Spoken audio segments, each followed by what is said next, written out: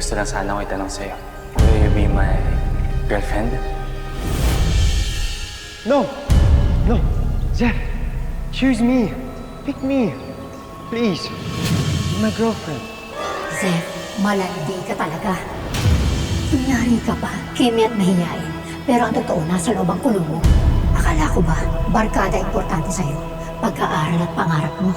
Pero ang totoo, gusto mo talagang gayumahin sina Sean at Josh para nagagawa sila sa'yo.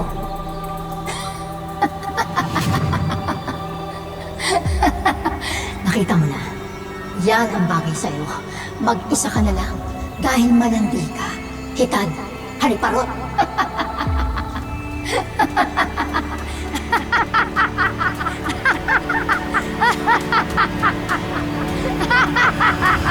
Tama na!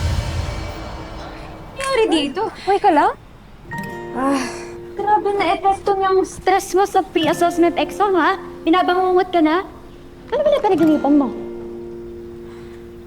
Zeph, may gusto sana ako itanong sa'yo. Pwede pa tayo mag-usap?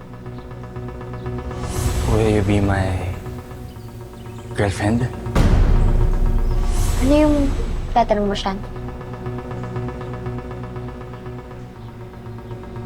Mamaya na lang pala. Ay, oo nga pala. Pinapatanong ni Coach Mark kung pwede ka daw ba kumanta sa Interleague Sports Fest next week. Duet daw with the basketball team captain. Talaga? Di ba ikaw yung team captain ng basketball team?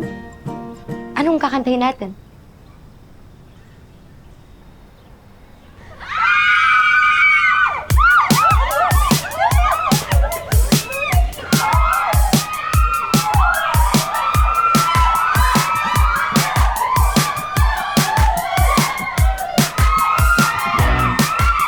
Uy!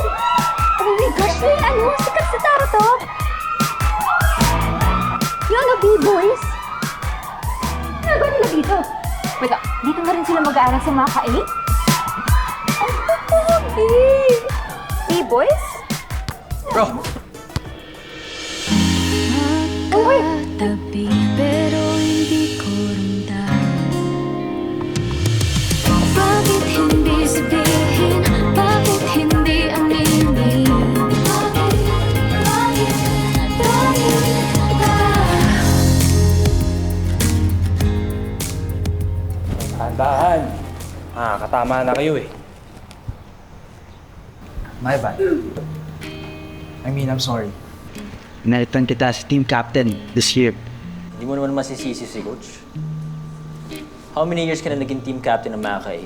May napanalo ka ba? Wala. Don't worry. Tapos na losing streak nyo. Ngayon nandito na kami. Makakatigim ka na ng championship trophy. Welcome. Anyway, you're the singer, right? Pinagkit ka sa akin ni Coach kanina.